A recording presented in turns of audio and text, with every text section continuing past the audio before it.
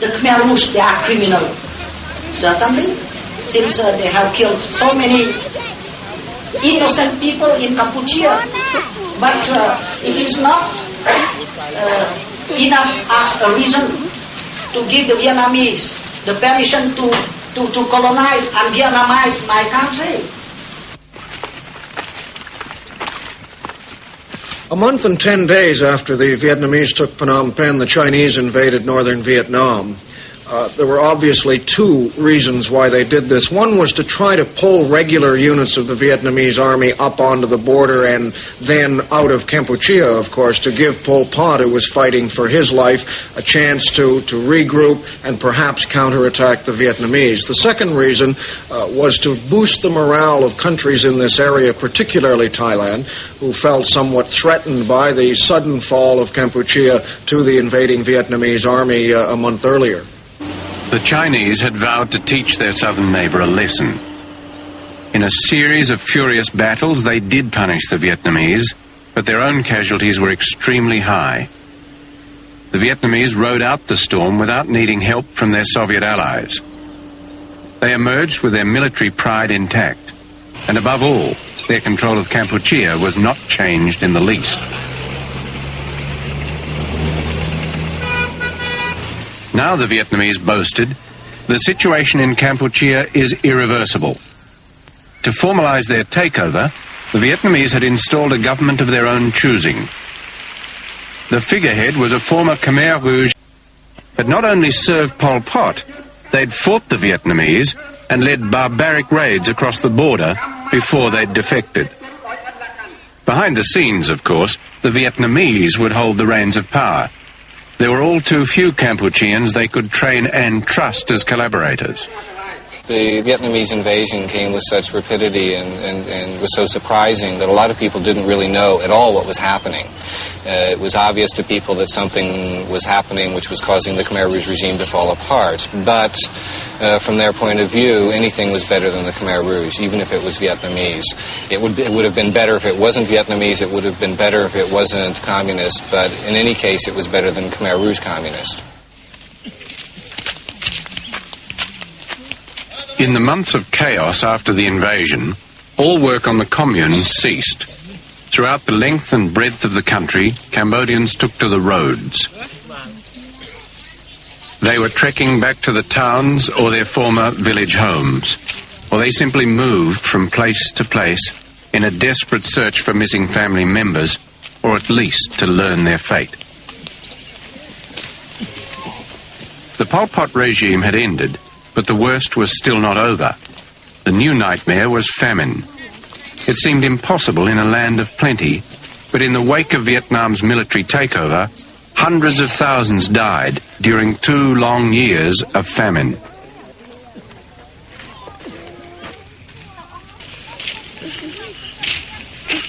By the middle of the year, and especially by the latter half of the year, the situation was extremely serious. In some areas, half of the population died. There was very little to eat and very little with which to produce. At the same time, you had organizational confusion. When the Khmer Rouge left these areas, the collective organization fell apart, and this left a large number of villages, maybe half of the villages, abandoned. And in this period of abandonment, what was left behind in the villages deteriorated, was stolen, was looted, in some way, shape, or form disappeared or became unusable. In particular, this affected the irrigation system. So at the village level, people tore down the irrigation system and made it serve village interests or family interests or interests which were contradictory to the overall logic of the system. And since this year was a year of water shortage, the collapse of the irrigation system caused great problems in agricultural production.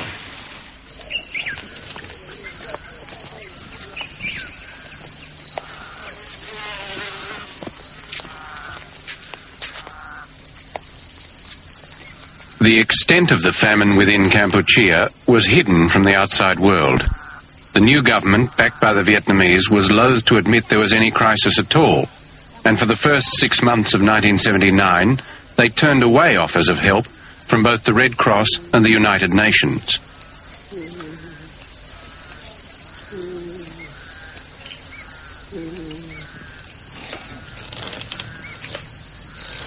The famine was even more appalling for those who'd fled from the Vietnamese. These were the families and followers of Pol Pot's Khmer Rouge who'd managed to escape with their leaders to the jungle.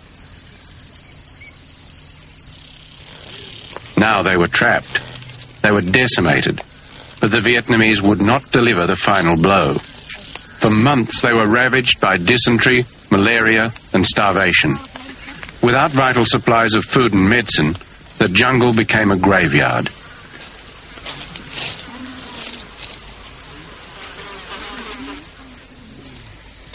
Nine months after the Pol Pot regime had fallen, the survivors were finally allowed to stream out from the jungle and cross the border to find temporary sanctuary in Thailand. For the first time, their plight was exposed to the international press and television. Suddenly, the famine in Kampuchea became headline news.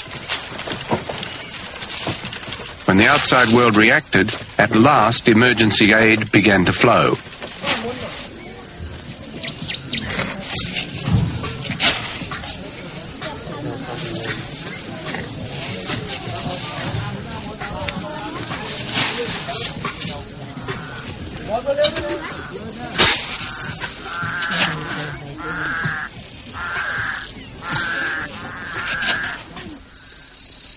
Quite separate from the Khmer Rouge, there were endless trails of refugees running a gauntlet to reach the border with Thailand. They called themselves the Free Khmers. They were risking everything for a chance to escape the famine, the Khmer Rouge and the Vietnamese. At first they were pushed back when the Thai authorities panicked. But once the Thais relented, hundreds of thousands were given sanctuary inside Thailand, while even more Kampucheans squatted in camps that sprawled along the border itself. Here in the wild west of Kampuchea, the camps were ruled by black marketeers and warlords. In a circus of hope and despair, they fought with each other and preyed on the refugees.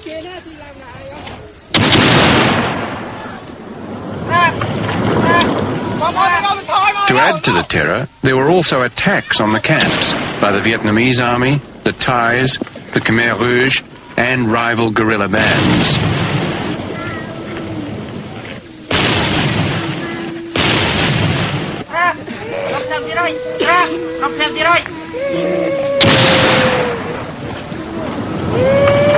This time the attack was launched from Thailand. The shelling continued for more than 4 hours. More than 100 civilians were killed, many were children.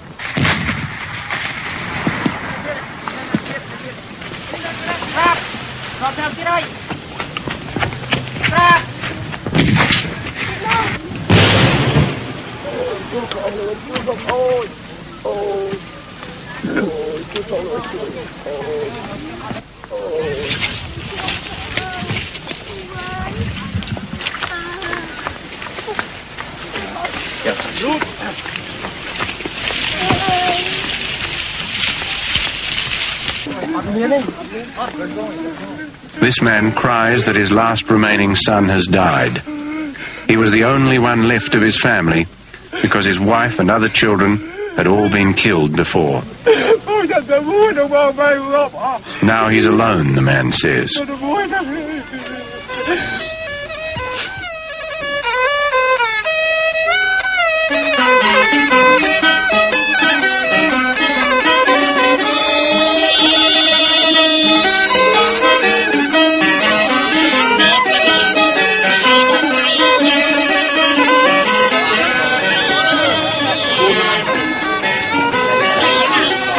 Phải trắng không? Không phải trắng.